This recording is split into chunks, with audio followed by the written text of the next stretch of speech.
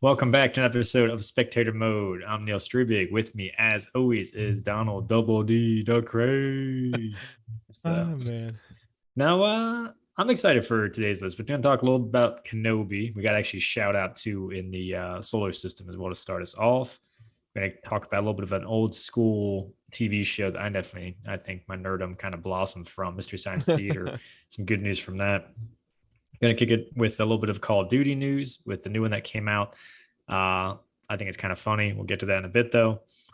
We got some League of Legends news with the all powerful TSM organization and some Andy Dinh news as well, and that kind of lawsuit and what's germinating over there in Oh yeah. California. And on a lighter note, we're talking a little bit about Nintendo Switch and one of their latest releases. So For you sure, want to for get sure. us started with the Yeah, definitely do. And just diving right into it, I'm going to be honest. James Webb Space Telescope, if you don't know what it is, you should know what it is. I think it's one of the biggest scientific, technological endeavors of our times. Has been launched and has been fully aligned and it's ready to go. It's been a months long thing. NASA's been doing a great PR campaign around it with updates and everything else. I'm personally excited for this. If you've never seen like the Hubble stuff, that's what this is basically replacing is Hubble. And a million times, I don't actually know if it's a million times. I should be careful because we're talking about a science thing, right? There's a measurable difference between this and Hubble. I don't know if it's a million times better, but it's significantly improved. And like, I just think it's a fucking awesome thing, and I want to give it a shout out before we kick off too much with the rest of the other nerdy news for the week. No, it's cool. It's exciting. Did you watch the launch and stuff? My brother-in-law watches like all the Oh space yeah, launches. yeah. I kept up with the whole thing, and I mean, I wasn't able to watch everything live to be honest, but I was able to go. They recorded all the stuff, and I was able to go through the articles and watch the recordings and everything. So it was a real experience, man. I think the last time I was that invested in something going on were some of the SpaceX launches too. I Hmm. thought were a pretty big deal in terms of bringing space to the public. You know, Elon Musk Say and for you know, the space letter, just leaving a Tesla in orbit there. That's yeah, cool. yeah. I Wow. mean, all that other like, there's a lot of stuff that we could talk about there to the side. I still think it's a big milestone that space is once I again get you. becoming relevant to the On a public. frontier. Yeah. And you know, the James Webb Space Telescope, I think, is doing a big part of raising awareness around space. So I'm just super stoked it's up there, and I want to do my little Yeah. part by giving it a shout out. But no, speaking of space though. Yeah. Okay. So speaking of space, Obi-Wan Kenobi trailer officially dropped in May. Now we've seen some of these images before. Some of the stuff was teased in like the teaser trailer and stuff, obviously. So I don't know that there's too much new information in the actual trailer that we're seeing, but at the same time, I'm going to say that I'm absolutely stoked for it. My only concern with this, I will say, is that this is like Mandalorian season 4. You know what I mean? Like I was excited for Book of Boba Fett, and then it ended up being part of Mandalorian. You know what Yeah. I mean? And so like I hope the Obi-Wan stuff stays in Obi-Wan's story and they don't work in, as much as I love the Mandalorian and I love what Filoni is doing with that. I want this to be its own thing. I want this to be Obi's story. You know what I mean? I think it will be, but I wouldn't be shocked if we don't see the Pike Syndicate again and what's her name? Played Khaleesi in Game of Thrones. Amelia Clark? Yes. Thank you. I forget her character name in Solo, but Mm. I'd like to see her in there leading the Pike Syndicate and that whole kind of carryover too. I think it'd be kind of cool. I don't know. I'm excited. The Kenobi thing. I've seen a couple people kind of upset with the whole Vader thing, whatnot, because they're gonna fight in the canon and whatnot there. But I feel like they're gonna do this a lot of justice. And even with some of the fan service we've seen, especially the Mandalorian's last season as well, to me, it's justifiable because it's still enjoyable and it kind of fits with what they're doing within the show. And I'm okay with, if this fits in its own universe within the shows and the TV series they're creating on Disney Plus, I'm cool with it. I don't care if it needs to touch the films or really pull into too much. It's just a fun, enjoyable ride. And that's why I feel like Kenobi is just going to be a phenomenal send off. And I'm pumped. I'm pumped. Yeah, We man. get to see Kenobi be the badass that he is. Yeah. I mean, one of the greatest Jedi I think that to have ever lived for sure. And like I Easily think the you bring up an greatest. interesting topic that we could go into more, which is basically like when you're dealing with something like Star Wars, it's kind of a dense franchise, right? It's got games, it's got books, it's got comics, it's got all kinds of spin-off series and stuff that it's got going on, animated series, movies. I think it's very hard to not accidentally or even intentionally retell or retcon things. And I think it's an important question of basically like what is okay, right? Like the Marvel Cinematic Universe has definitely told stories that we know from the comics in their own way.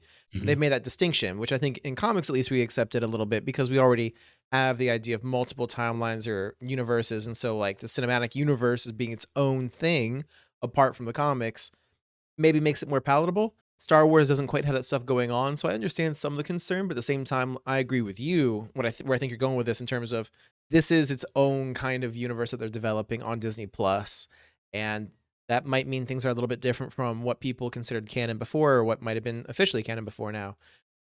That doesn't mean it's a problem per se. I think I'm still looking forward to this regardless. Yeah. And lightsaber battles, I'm pumped. You know what I mean? Like I said, 3 phases of Star Wars. Got the starship battles, Oh Jedi yeah. versus Sith, and then the bounty hunter lore. We've got plenty of bounty hunter lore already, but I guess kind of still sticking with the space theme a little bit.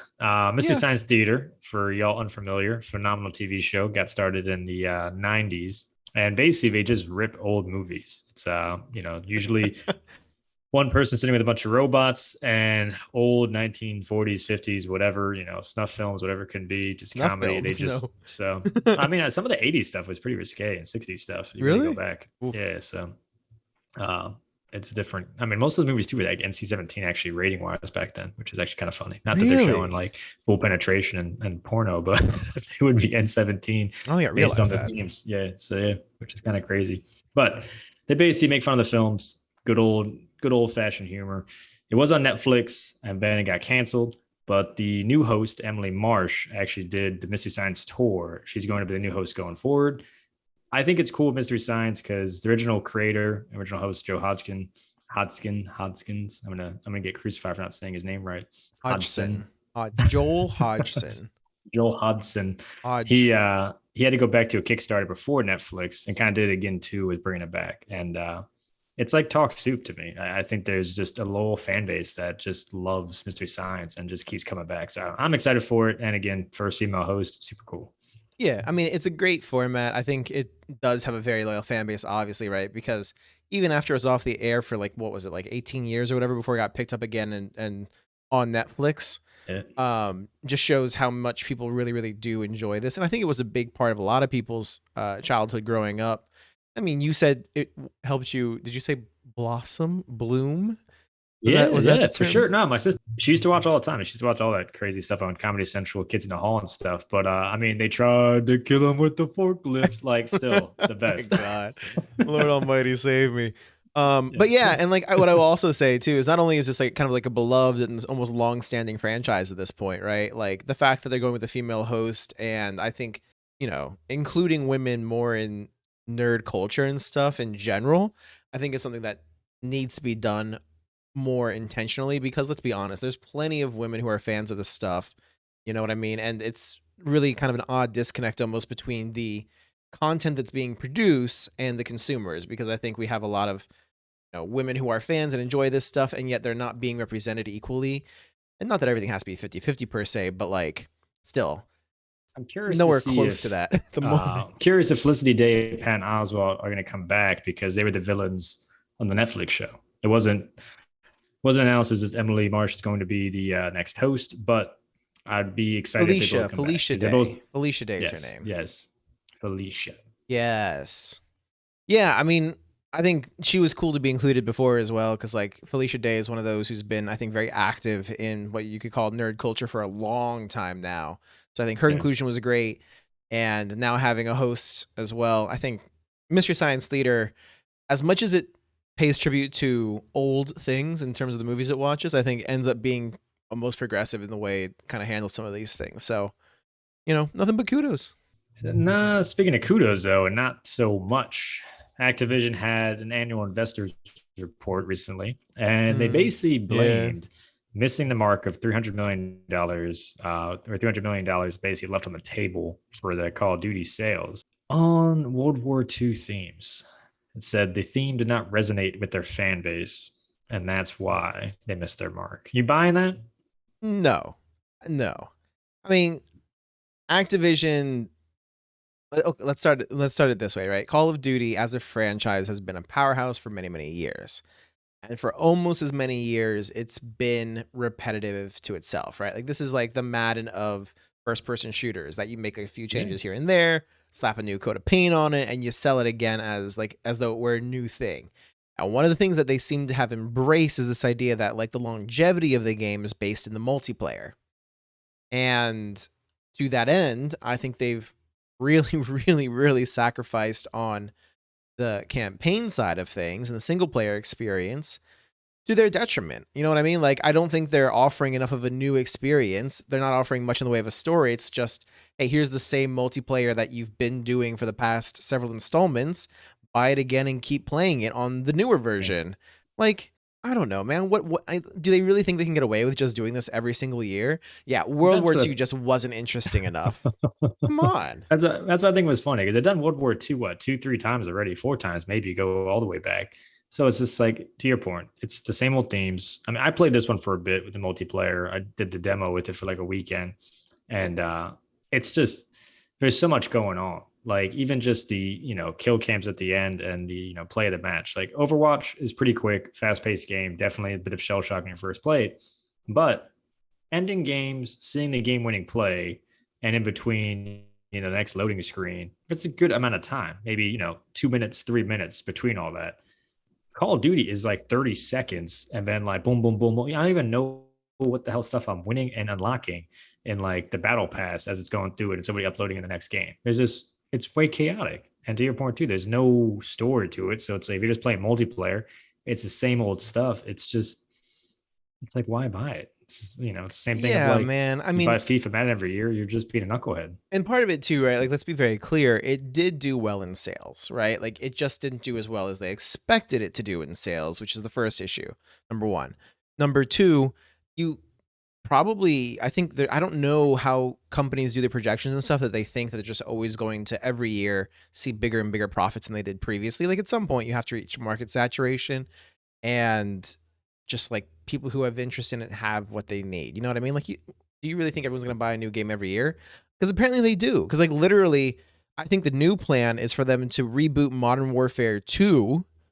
Yeah, that's already announced, Jay. Yeah, which was like I guess the largest release at the time in the franchise history. And so they're just like, oh, let's take what we've already done, re-release it, reboot it, whatever the heck they think they're doing with it. And they're doing that because Modern Warfare, when that got revamped, that had great success. And a lot of players said too, like gameplay in Modern Warfare, the remake was a lot better than this last one as well. So it's into the beast. But then again, too, I mean, I might be a sucker because if I can do a Kimbo P90s again, then I might come crawling on back. I'll be honest. Oh my God. I can't believe you're going that route. But I don't know, man. I feel like they just need to start coming up with some new ideas because there's only so long I think you can get away with marketing and just republishing the same game. And like, it'll make you money. Sure. I just don't know why you're going to cry about like not winning awards and breaking records with sales. You know what I mean?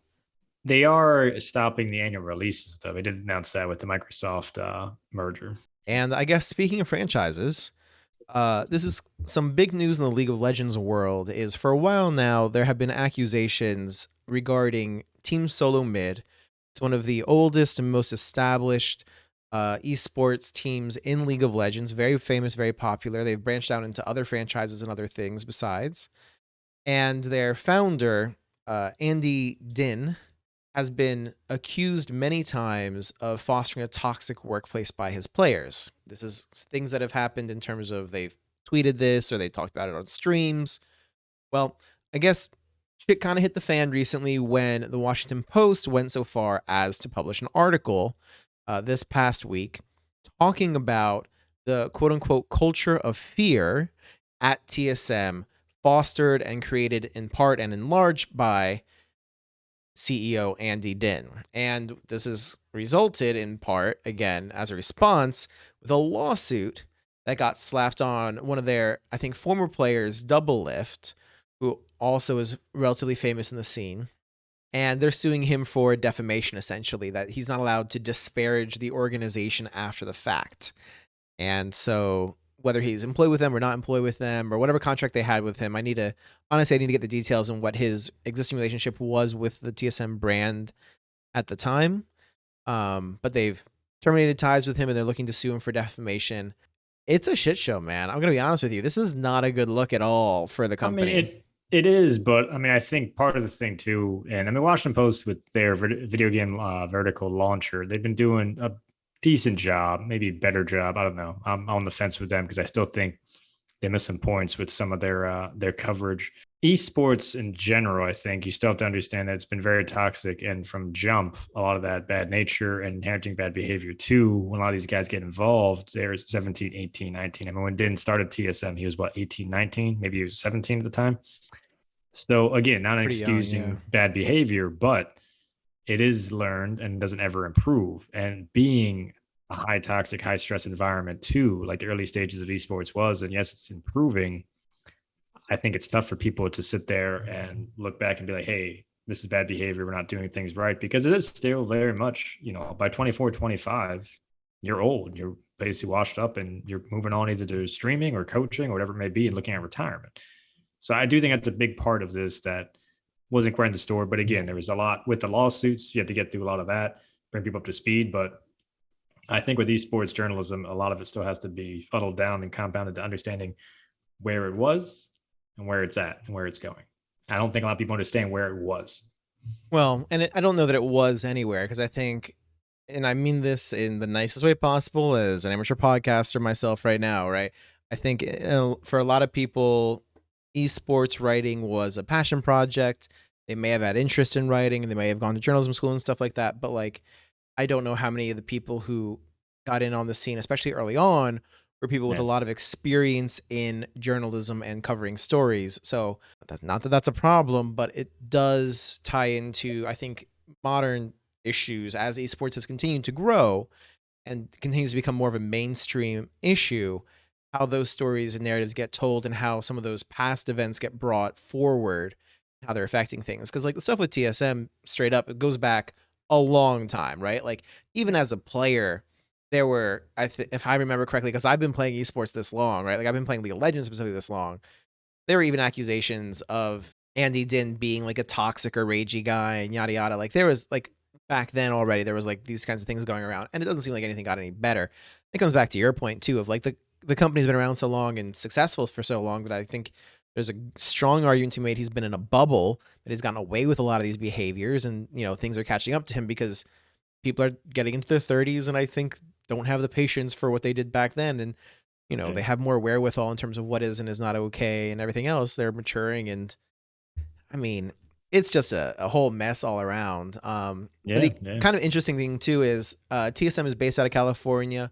I'm pretty sure that Double Lift lives in California as well, and they actually have protections for such things as like defamation or disparaging remarks or whatever it is. Basically, that if what you're saying is true or can be substantiated, you are protected, because they don't want this culture of silence where you're silencing people from blowing the whistle, essentially, right? And if they push forward with trying to sue, if TSM pushes forward with trying to sue Double Lift, it will actually end up resulting, I think, in a trial where they investigate the validity of these claims. If they're found to be valid, it opens them up for a slew of other lawsuits from current and former employees who have felt harassment or bothered in the workplace and stuff. And this could turn into a real shitstorm real fast. So this is one of those stories that I'm going to be keeping an eye on as it moves forward and as it continues to develop personally, because I have interest in the league scene, and these are names that are known to me going back ages now. I think it's a good topic for us to follow too. And at the same time, don't want to go too long on this particular topic, but how does it hurt basically the biggest North American sports or esports team? Yeah. But speaking of biggest names and biggest titles, arguably the biggest game ever made, most popular for sure. Switch Sports actually came out early this week, April 29th. Definitely the sequel, if you will, to the awesome Wii Sports back in 2006. Mixed reviews. Some people like it, some people don't. Golf is not part of it yet. It's going to be in the first DLC. It's badminton, tennis, soccer, bowling, and chambara. It's like basically sword fighting, wooden sticks. Yeah. Yeah, I don't know it. I mean, what's your thoughts? You're going to buy it? I know you don't have to. I mean, I don't have it. Let me put it this way. If I had a Switch, I would 100% buy this, no questions asked, right? Like, no doubt in my mind. One, the price point isn't bad. I think it's $40 on release, which the games themselves aren't maybe the most in-depth games or whatever, but like I don't think that was ever an issue with Wii Sports either, right? It was the memories, it was Yeah. playing with your friends and kind of being a little active and stuff as you're playing. So it's just, it's a good time, man. Like I don't know who isn't nostalgic. Like if there's anyone listening right now who doesn't have memories around Wii Sports, we are appealing to a much younger Listen, audience than I ever thought. I'm still pissed off. Fan of the show. JT our baseball battles on Wii Sports. I'm still pissed off at a couple I've lost on that. So Lost. yeah, Oof. I didn't realize I was yeah. co-hosting with a loser. Wow. All right, I'm about to Just- cancel your ass. Look, I mean, you come to my house with this. Like, Yeah, ridiculous. I know, but no, it's great that they're bringing it forward. I look forward to the DLCs. You said they are going to do golf. Do you know what else they're going to do? Any ideas? On the DLC front, I'm not sure. I know golf is part of the first DLC, but it might be out there. I haven't read all the news on it if it is, but I know golf is the first one since golf was on the original launch of Wii Sports. Golf was a good time as well. Why they're doing that. The bowling too, you can actually bowl 4 people at a time, so you don't have to sit there and wait frame by frame. You all can basically bowl simultaneously, which is kind of cool. That is nice. Bowling was a classic in my family for sure. I think bowling and tennis were my top 2 sports. Yeah, the badminton edition I thought was kind of interesting because it's basically just tennis too. But well, I mean, I think that's appealing to the Asian market because I think badminton's bigger in the Asian market than tennis is. Could be wrong. I think. Interesting. But that is all we got for tonight, though. Do appreciate it, everybody. Appreciate y'all listening. Let us know what y'all favorite episodes of Mystery Science Theater is. And again, what's the last edition of Call of Duty you bought? I'm actually curious with that one. And again, Wii Sports too, favorite memories. Oof. If you've also got an ongoing series of Wii Sports going with longtime friends like I do. Oh man. But no, thank you guys for listening, and catch y'all next week.